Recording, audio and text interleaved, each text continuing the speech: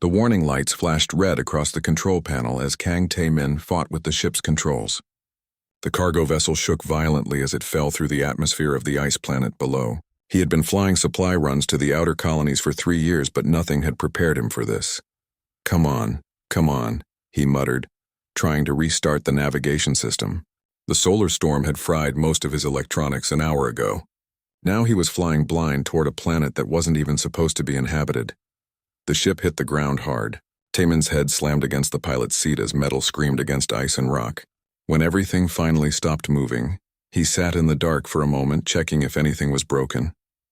His left shoulder hurt, but he could move it. That was good enough. The emergency lights came on, casting an eerie red glow through the cabin. Taemin checked his systems. The engines were dead. The heating system was damaged. The communications array was completely destroyed. He had maybe 3 days of emergency power left. Perfect, he said to the empty cabin. He grabbed his emergency kit and thermal suit, then opened the airlock. The cold hit him like a physical blow. Even through his insulated clothing, he could feel the temperature trying to suck the warmth from his body. The planet's surface was covered in thick ice and snow as far as he could see. Strange rock formations jutted up from the frozen ground like broken teeth. In the distance, he could make out what looked like buildings. They were too far away to reach before dark, but at least it meant this place wasn't completely empty. He would investigate tomorrow. Tae-min spent the first night huddled in his ship, using the emergency heater sparingly. He had enough food for about a week if he was careful. Water wouldn't be a problem. There was ice everywhere. But without heat, he would be dead long before he ran out of food. The next morning, he set out toward the distant structures. The walk took longer than expected. The ice was slippery and the wind cut through his thermal suit like it was made of paper. By the time he reached the buildings, his feet were numb and his hands ached from the cold. The structures turned out to be some kind of mining facility. Most of the buildings were damaged or collapsed, but a few still had intact walls and roofs. Taemin found signs in several alien languages he didn't recognize. Whatever had happened here, the miners had left in a hurry. He was examining a piece of equipment when he heard footsteps behind him. Taemin spun around, his hand moving to the small plasma pistol on his belt. The creature standing in the doorway was unlike anything he had ever seen. It was roughly humanoid but covered in dark green scales that seemed to shimmer in the weak sunlight. Its eyes were large and golden, with vertical pupils like a snake. It wore some kind of environmental suit that looked far more advanced than anything humans had developed. The alien looked at him for a long moment, then spoke in accented but clear standard. "You are human." "Yes," Tae-min replied carefully, not moving his hand away from his weapon. "And you are?" "My name is Velnara. I am Sethran." She paused, seeming to struggle with something. "You crashed here yesterday, that's right. Are you stranded here too?" Velnara's expression was hard to read, but she seemed to be fighting some internal battle. Finally she spoke again, her voice sharp with what sounded like anger or frustration. "I have been watching you. Your species generates heat far more efficiently than mine. My heating unit is failing." She paused again, then continued with obvious reluctance. "I require your assistance," Taemin blinked. "My assistance with what?" "Thermal regulation." The words came out like they tasted bad. "My people are cold-blooded. Without external heat sources, I will die within days. Your body produces heat naturally, even in these conditions. You want me to help keep you warm?" "I do not want anything from you, human." "But I need it." She stepped closer, and Tae-min could see that despite her proud posture, she was shivering. "In exchange, I can offer knowledge of this facility's systems. I have been here for some time and know which areas are still functional." Taemin studied her for a moment. She was clearly desperate, though trying hard not to show it. Her environmental suit was more advanced than his, but it obviously wasn't doing enough to keep her alive in these temperatures. "How long have you been here?" he asked. 3 cycles. Nearly 2 of your years." 2 years? "How have you survived this long?" "The facility's main power core was still functioning when I arrived. I managed to establish a shelter in one of the maintenance areas. But the power systems have been failing gradually. My portable heating unit has perhaps 2 days of power remaining." Taemin looked around the ruined facility. If she had managed to survive here for 2 years, she clearly knew things about this place that could help them both. "What happened to the original miners?" he asked. "They were killed or driven away by the indigenous predators." The planet is not as uninhabited as your charts suggest. That was not reassuring news. What kind of predators? Creatures that hunt using thermal detection. They are perfectly adapted to this environment. The miners called them frost wraiths before they abandoned this place.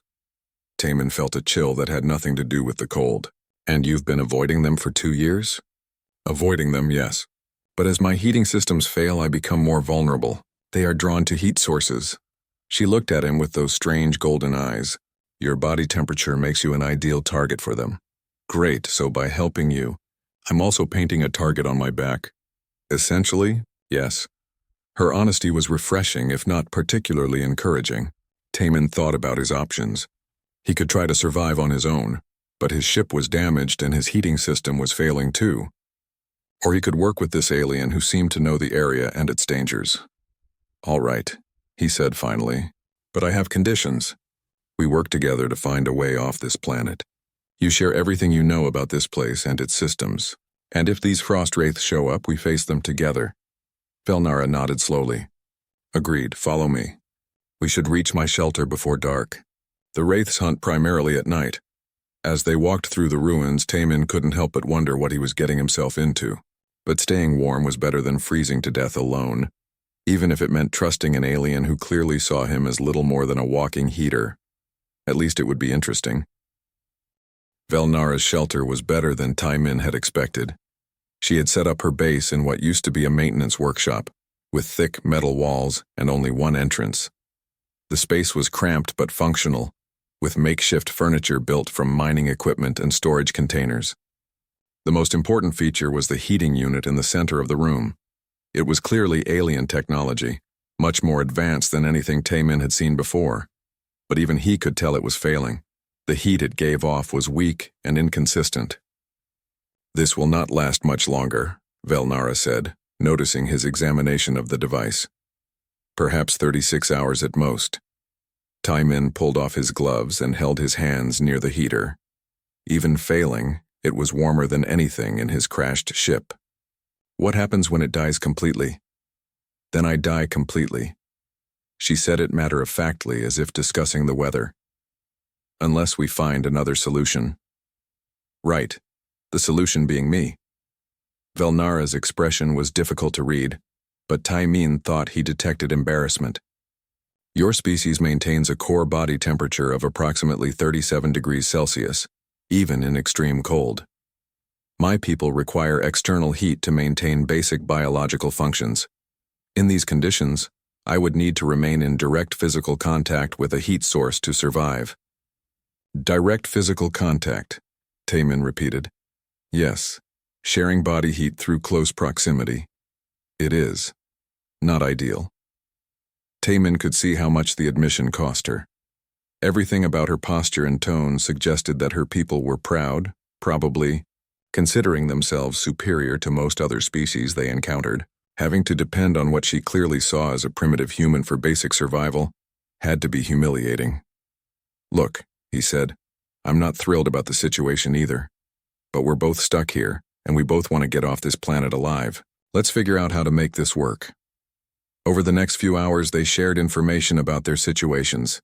Velnara had been exiled from her homeworld for challenging their military hierarchy. She had been traveling in a small scout ship when it was damaged by the same type of solar storm that had brought down Taman's vessel. Her ship had crashed on the other side of the mining facility and was completely destroyed. Taman told her about his cargo run and the damage to his ship. Together, they made a list of what they would need to get his vessel functional again. The good news was that the mining facility had most of the equipment they would need. The bad news was that much of it was in areas that had been damaged or were difficult to access. When darkness fell, the temperature in the shelter dropped significantly. Velnara's heating unit struggled to keep the space even marginally warm. Taman could see her beginning to move more slowly as the cold affected her reptilian metabolism. We should conserve the heater's power, he said. Use it only when absolutely necessary. That is logical, but it will not work.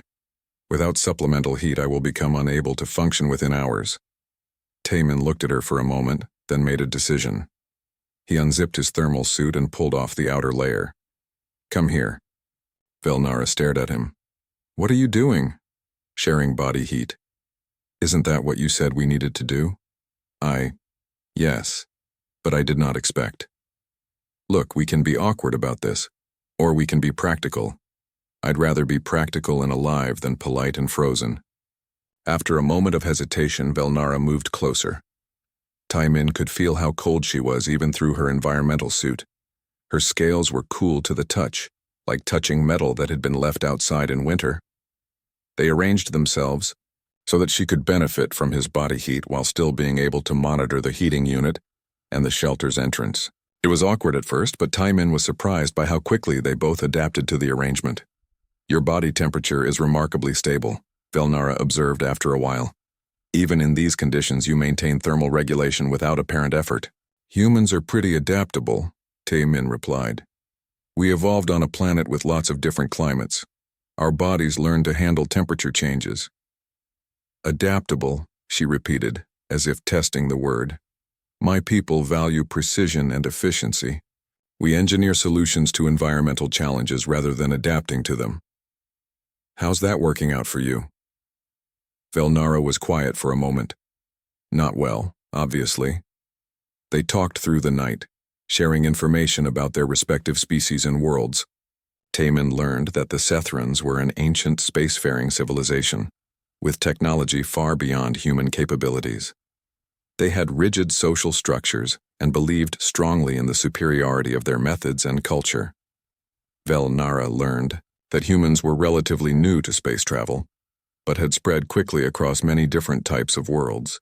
They were adaptable and resourceful, though their technology was often crude by Sethran standards. Your people seem to thrive in conditions that would challenge most species, Velnara said. This planet would be uninhabitable for Sethrans without significant technological support. But you survived here for 2 years. By using the existing infrastructure and carefully managing my resources. I did not thrive. I merely delayed the inevitable. The next morning, they began exploring the facility together. Velnara showed Taimin areas she had already investigated, pointing out useful equipment and dangerous structural damage. Taimin contributed practical engineering knowledge, suggesting ways to salvage or repair equipment that she had dismissed as hopeless. In one of the workshops, they found mining records and facility logs. The information painted a grim picture of what had happened to the original inhabitants. The frost wraiths began attacking about 6 months after the mining operation started, Velnara explained, reading from one of the logs. At first, the miners thought they could handle the problem with standard defensive measures. But these creatures are unlike anything in the galactic databases. Taimin studied the descriptions and blurry security footage. The frost wraiths were hard to see clearly, seeming to bend light around themselves. They were about the size of large dogs, but moved with predatory intelligence. The security recordings showed them systematically hunting down the miners, often working in coordinated groups. How do they detect their prey? Taimin asked. Thermal signatures. They are perfectly adapted to hunt warm-blooded creatures in cold environments. The miners tried various countermeasures, but nothing worked effectively. What about you? How have you avoided them? By being cold-blooded and keeping my heat signature minimal. They have investigated my shelter several times, but my low body temperature makes me less interesting to them than active heating systems. Taimin nodded, understanding the implications. But if I'm with you, my body heat will attract them. Yes, that is the primary risk of our alliance. They spent the rest of the day gathering equipment and supplies from various parts of the facility. Working together, they were able to salvage much more than either could have managed alone. Velnara's knowledge of alien technology combined with Taimin's practical engineering skills proved to be an effective combination. That evening, as they shared warmth in the shelter again, Taimin reflected on how much the situation had changed in just 2 days. He had gone from being alone and desperate to having a capable, if unlikely, partner. Tomorrow we should start working on my ship, he said. If we can get the engines running, we might be able to generate enough power for proper heating systems. That would be beneficial for both of us, Velnara agreed, though we will need to be careful about attracting unwanted attention. As if summoned by her words, they heard a sound outside the shelter. It was a low, whistling noise that seemed to come from multiple directions at once. Velnara tensed beside him. "Frost wraiths," she whispered. "They have found us." The whistling sound circled their shelter for what felt like hours. Taman and Velnara sat perfectly still, listening to the creatures move around outside. Occasionally, they would hear scratching against the metal walls or a soft thud, as something tested the strength of their barricade. "How many are there?" Taman whispered. "At least 4, possibly more. They hunt in packs." Velnara's voice was barely audible. The facility records mentioned groups as large as 12 individuals. The heating unit chose that moment to make a loud clicking sound as it cycled on. Both of them froze. Outside, the whistling stopped completely. Then something heavy slammed against the door. The metal barrier held, but it buckled inward with the impact. Whatever was out there was much stronger than it looked. A second impact followed, then a third. With each blow, the door bent further. "How long will it hold?" Taman asked, reaching for his plasma pistol. "Not long enough." Velnara was moving toward her own equipment. "These creatures are more persistent than most predators. They will not give up easily." A different sound began outside, a scraping, grinding noise. The frost wraiths were trying to find another way in, possibly attempting to dig through the walls or ceiling. "We need to get out of here," Taman said. "Where?" "They will track our heat signatures across the entire facility." Taman thought quickly. The mining records had mentioned that the frost wraiths hunted primarily using thermal detection. But they had also noted that the creatures seemed to have trouble with certain types of interference. "The main mining tunnels," he said. "Are they still accessible?" "Some of them. But they are even colder than the surface. Why?" The miners mentioned that the wraiths had difficulty tracking targets in the deeper tunnels. Something about mineral interference with their thermal sensing. Velnara considered this. "It is possible. Many of the minerals extracted here have unusual electromagnetic properties. But even if we could avoid detection, the tunnels would be lethal for me without heating systems." "Not necessarily." Taman was forming a plan. "What if we used the tunnel system to our advantage? Instead of just hiding from these things, what if we hunted them?" "Hunted them?" Velnara stared at him. "They are perfectly adapted predators. They have killed dozens of experienced miners.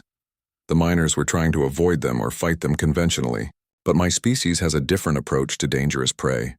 The door buckled again, this time creating a small gap near the hinges. They could hear the creatures trying to force their way through the opening. "Explain quickly," Velnara said, gathering her equipment. "Persistence hunting. Humans evolved as endurance hunters. We don't try to overpower our prey, we exhaust it. We track it until it's too tired to fight effectively. Then we move in for the kill. That strategy requires knowing your prey's weaknesses." "Right. And we know theirs. They depend on thermal detection, but they have trouble in areas with mineral interference. They're probably adapted for short, intense hunts rather than extended chases. And most importantly, they're not used to prey that fights back intelligently." The gap in the door widened. Something pale and semi-transparent pressed against the opening, trying to squeeze through. "We leave now," Velnara said, shouldering her pack. They had prepared an emergency exit through a ventilation shaft that led to the facility's lower levels. As they crawled through the narrow passage, they could hear the frost wraiths breaking into their abandoned shelter behind them. The mining tunnels were indeed much colder than the surface. Velnara's movements became sluggish almost immediately. Taman could see her struggling with the temperature. "Here," he said, stopping in a wider section of tunnel. He opened his thermal suit and pulled her close. "We need to share heat more efficiently." "This will not work for extended periods," she warned, but she didn't pull away. "It doesn't have to. Just long enough for me to scout ahead and set up our first ambush point." Taman had noticed something during their escape that gave him hope. The frost wraiths were fast and deadly, but they seemed to prefer direct attacks. They had focused on breaking down the door rather than trying more subtle approaches. That suggested they might be vulnerable to misdirection and traps. Over the next several hours, they established a pattern. Taman would scout ahead, using his superior cold tolerance to find good positions. Then they would set up simple traps using mining equipment and Velnara's more advanced technology. The first trap was crude but effective. They positioned a heat source in an open area, then waited in a side tunnel with a mining laser that Velnara had jury-rigged into a weapon. When the frost wraiths investigated the heat signature, they found themselves caught in a crossfire. The creatures were tough, but not invulnerable. The mining laser could punch through their hide, though it took several direct hits to bring one down. More importantly, they seemed confused by the tactical approach. They were used to hunting prey that ran away, not prey that set traps. "Your species has an unusual approach to problem-solving," Velnara observed as they moved to their next position. "Most civilized races would attempt to use overwhelming technological force or avoid the threat entirely." "Sometimes the simple approach works better," Taemin replied. "These creatures are smart, but they're not expecting us to be smarter." Their second encounter went even better. Taemin had found a section of tunnel where geothermal activity created natural heat vents. The mineral-rich environment interfered with the Wraith's thermal detection, allowing him to move without being easily tracked. He used this advantage to lead the pack on a chase through the tunnel system, always staying just ahead of them. Meanwhile, Velnara used her technical skills to activate old mining equipment, creating noise and heat signatures that confused their pursuers. By the time the Frost Wraiths realized they were being led into another trap, it was too late. Velnara had rigged several mining charges to collapse a section of tunnel, separating the pack and allowing them to deal with smaller groups. "They are learning to be more cautious," Velnara noted after their third successful ambush, "but they are also becoming more aggressive. The survivors are likely the smartest and most dangerous individuals." Taemin nodded. He had noticed the same thing. The remaining Frost Wraiths were no longer making simple mistakes. They were starting to coordinate their attacks and show more sophisticated hunting behaviors. "That's fine," he said. "Let them get smarter. We'll get smarter too." The turning point came when they reached the facility's main power core. The massive reactor had been shut down when the miners evacuated, but it was still intact. If they could get it running again, it would provide enough power to heat the entire facility and charge all their equipment. The problem was that the power core was in the deepest part of the mining complex, and it was heavily defended by the remaining Frost Wraiths. The creatures had apparently learned to guard important resources. "They are using our own tactics against us," Velnara observed as they studied the situation from a concealed position. "They have set up their own ambush. Then we need to be even more creative." Taemin's plan was risky, but it played to both of their strengths. He would enter a state of controlled hypothermia, lowering his body temperature enough to move past the Wraith's thermal detection. Meanwhile, Velnara would use her technical skills to access the facility's automated systems remotely. "This is extremely dangerous," Velnara warned. "If you lower your core temperature too much, you could die, and I will not be able to assist you directly while maintaining system access." "I know, but it's our best chance." Taemin began the process of deliberately cooling his body temperature. It was one of the most uncomfortable things he had ever done, fighting against every survival instinct he possessed. But humans had an unusual ability to survive extreme temperature variations, and he pushed that ability to its limit. As his body temperature dropped, he became nearly invisible to the Frost Wraith's thermal detection. He was able to move through their defensive positions without being noticed, though the cold made every movement painful and difficult.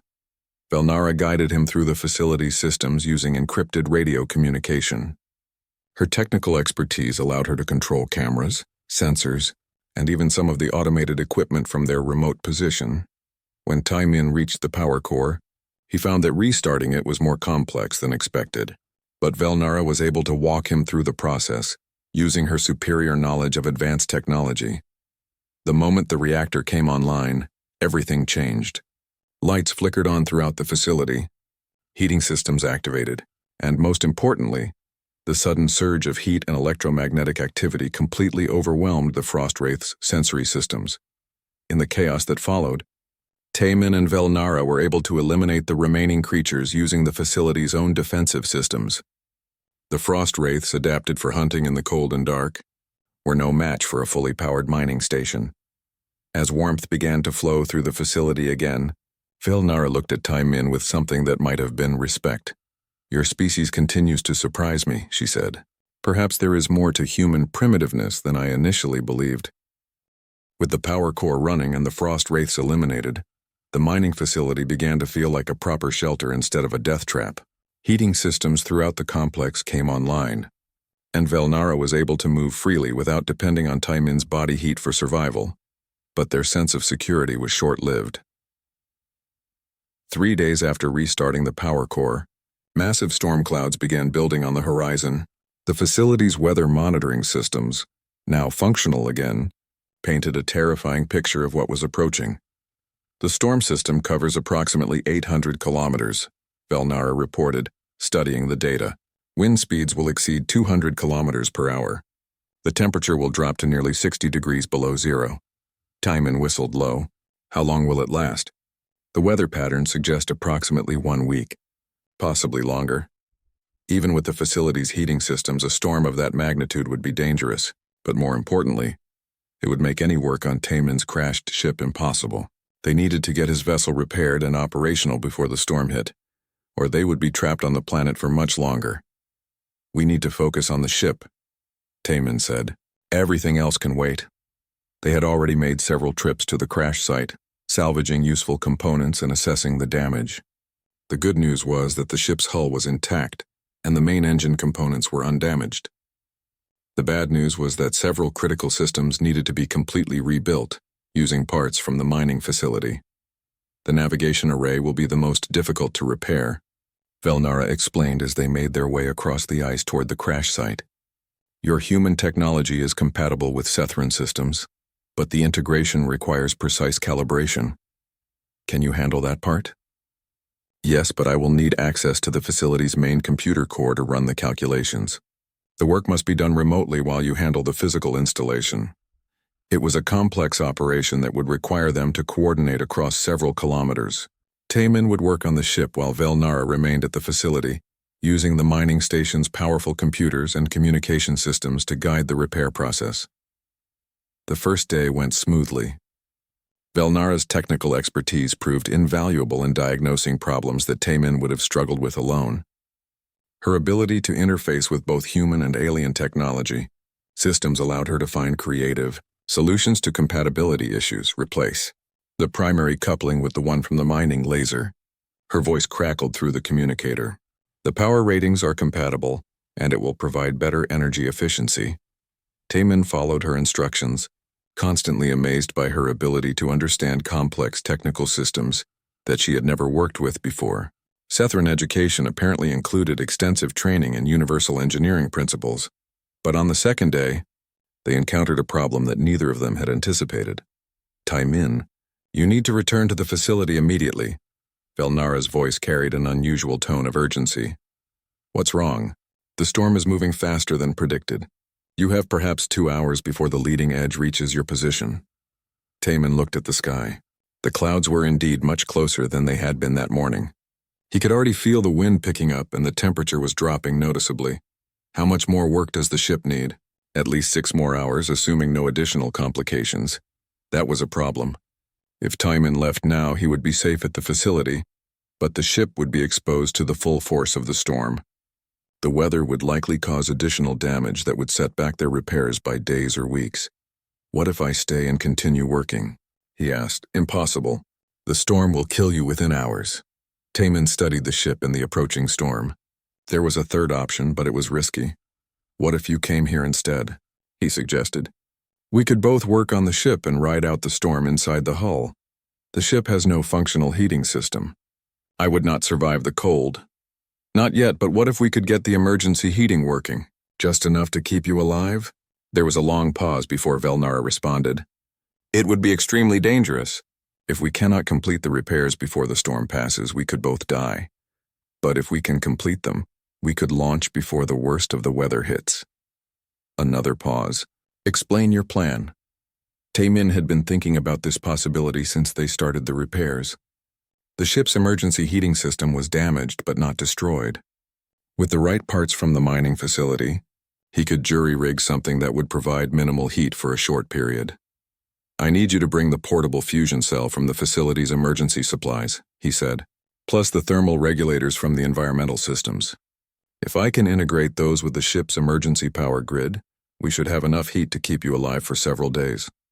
And if the integration fails, then we're both in trouble. But if we don't try, we'll definitely be stuck here for weeks.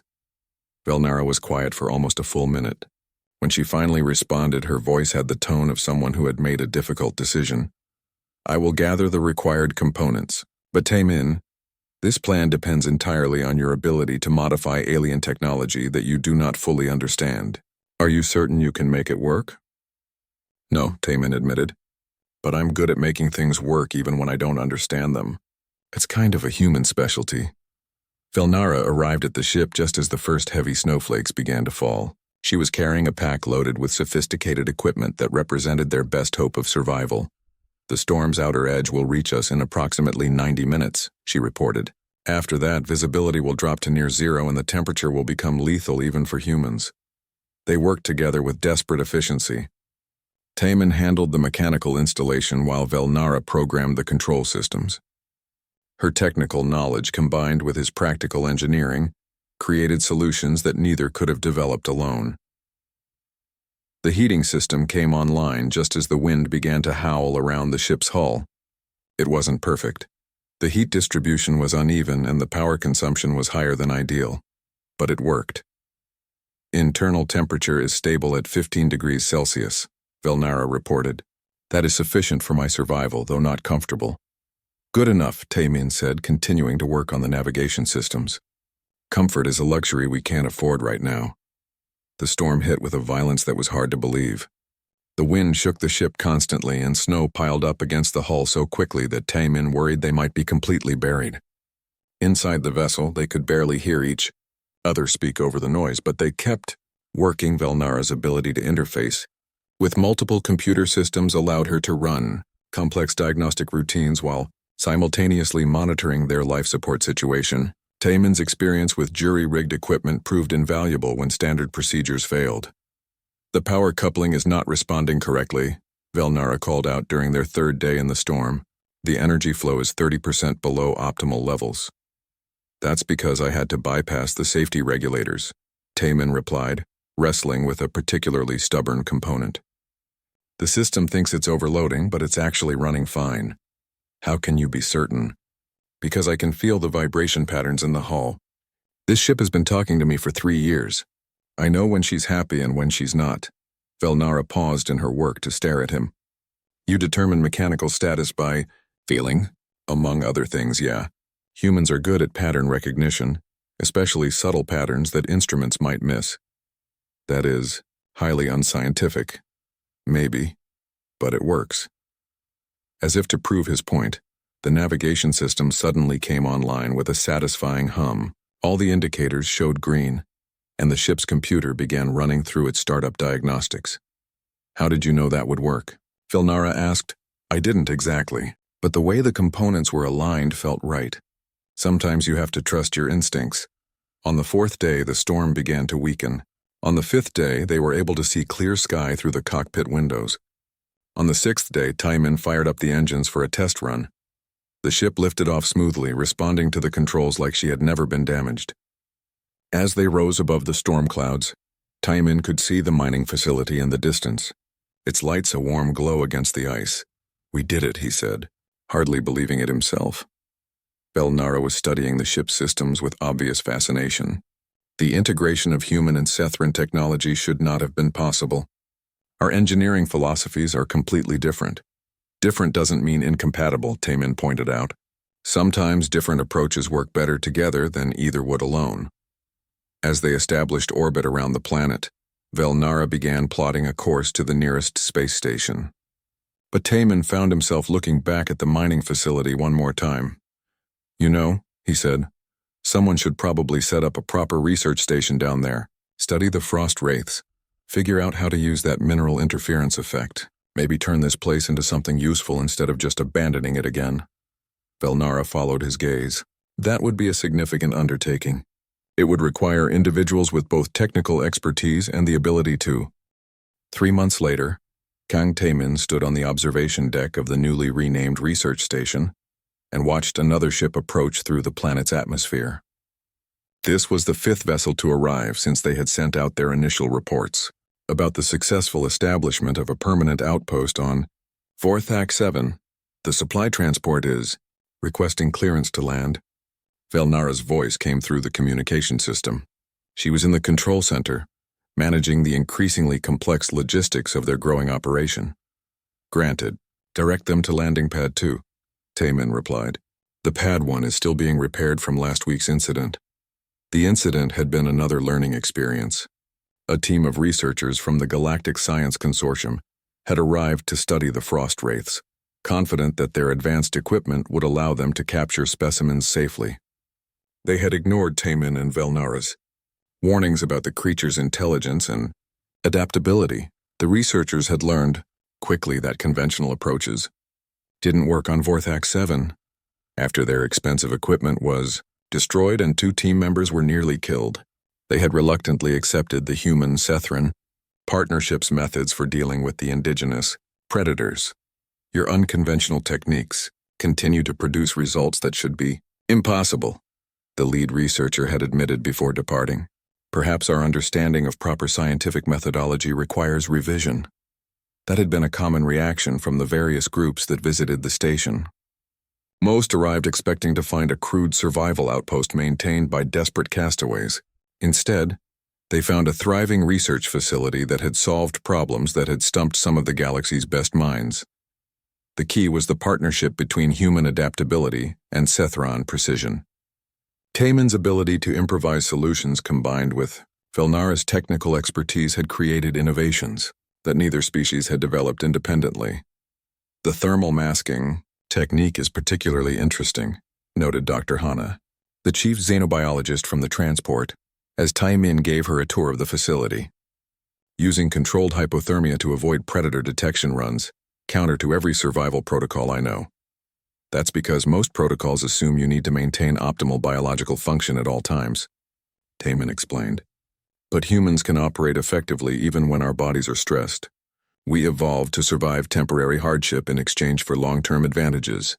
And the Sethran computational support allows for precise monitoring of vital signs during the process, Dr. Hana observed. Without that technical oversight, the technique would be too dangerous to attempt. Exactly. Neither of our species could have developed this approach alone. The tour continued through the various research labs and living areas. What had started as a desperate survival shelter had grown into a sophisticated installation. The mining facility's infrastructure provided the foundation, but Taemin and Velnara had added improvements that showcased the best of both their technologies. The living quarters used human environmental design principles, adaptable, comfortable, and efficient, but incorporated Sethran automation and climate control systems. The result was a living space that was both practical and pleasant, suitable for residents from multiple species. I admit I was skeptical when I read your reports, Dr. Hana said as they concluded the tour. A human-Sethran research partnership seemed unlikely to succeed. Our species have very different approaches to scientific investigation. Different approaches can be an advantage, Taemin replied, as long as you're willing to learn from each other. That evening, Taemin and Velnara met in what had become their regular planning session. The station now housed 12 permanent residents and received regular visits from research teams, supply ships, and occasionally tourists who wanted to see the impossible facility. The Galactic Mining Consortium has submitted another proposal for expanded operations, Velnara reported, reviewing the day's communications. They believe our techniques for dealing with hostile indigenous life could be applied to other challenging worlds. What do you think? I think they are correct, but I also think they do not fully understand what makes our methods effective. Taemin nodded. Several organizations had tried to replicate their success by simply copying their techniques. But the approaches that worked on Vorthak 7 required more than just following procedures. They required the kind of adaptive thinking that came from genuine cooperation between different perspectives. The University of New Geneva wants to establish a permanent research program here, Velnara continued. They are offering significant funding and advanced equipment. That could be good for the station. Yes, but they want to bring their own management structure. They seem to believe that our informal leadership arrangements are inefficient. Taemin laughed. Informal was how most visitors described their partnership. They had never bothered to establish a formal hierarchy or detailed operational procedures. Instead, they simply divided responsibilities based on their respective strengths and made decisions through discussion and consensus. It shouldn't have worked, according to most organizational theories. But it did work, and it worked well. What's our next major project? Taemin asked, changing the subject. Several possibilities, The Terran Colonial Authority has identified 3 worlds with environmental challenges similar to Vorthax 7. They want to know if our techniques could be adapted for those conditions. Interesting. What kind of challenges? One world has extreme atmospheric pressure variations. Another has predatory plant life that responds to electromagnetic signatures. The third has native species that are highly territorial, but potentially valuable for biotechnology research. Taman considered the possibilities. Each world would require different approaches, but the fundamental principles would be the same. Combine human adaptability with alien technical expertise, and be willing to think beyond conventional solutions. Any interest in taking on those challenges? He asked. Velnara was quiet for a moment. When I was first exiled from my homeworld, I believed my life was effectively over. Sethran society does not easily forgive those who challenge established order. And now I realize that exile was an opportunity, not a punishment. Working with your species has taught me that there are many ways to approach problems. The rigid hierarchies of my people are effective for some purposes, but they can also prevent innovation. Does that mean you're interested in more challenging worlds? I am interested in continuing to learn. And I believe our partnership could be valuable for other difficult situations. Over the following weeks, they prepared for their next venture. The station on Vorthax 7 would continue, operating under the supervision of Dr. Hana and a team of researchers who had proven capable of adapting to the planet's unique challenges. Taman and Velnara would take their ship now, upgraded with the best of both human and Sethran technology, to investigate the world with predatory plant life. Initial reports suggested that the vegetation was not only dangerous, but also highly intelligent, possibly representing a form of life that had never been successfully studied. It will be good to work together again, Velnara said as they prepared for departure. I have grown accustomed to human, companionship? Friendship, Taman suggested. Yes, friendship. It is not a concept that translates well to Sethran, but I find it valuable. As their ship lifted off from Vorthax 7, Taman looked back at the research station one more time. What had started as a desperate attempt to survive had become something much more significant, proof that cooperation between species could achieve things that neither could accomplish alone. You know, he said to Velnara, I think we're just getting started. Indeed. There are many worlds in this galaxy that present challenges which conventional approaches cannot solve. Perhaps it is time to show them that unconventional approaches can be more effective. Their ship turned toward the stars, carrying them toward their next adventure.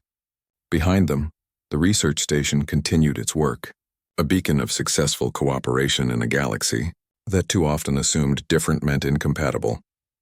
The partnership between human adaptability and alien precision had proven that some of the best solutions came from the most unlikely combinations. And as they traveled toward their next challenge, both Taman and Velnara knew that they had found something rare and valuable, a true meeting of minds across species barriers. In the cold depths of space, their ship's engines hummed with hybrid technology that represented the best of both their worlds. It was a fitting symbol for what they had built together, something new, something better, and something that neither could have created alone. The galaxy was full of impossible worlds, hostile environments, and challenges that defied conventional solutions.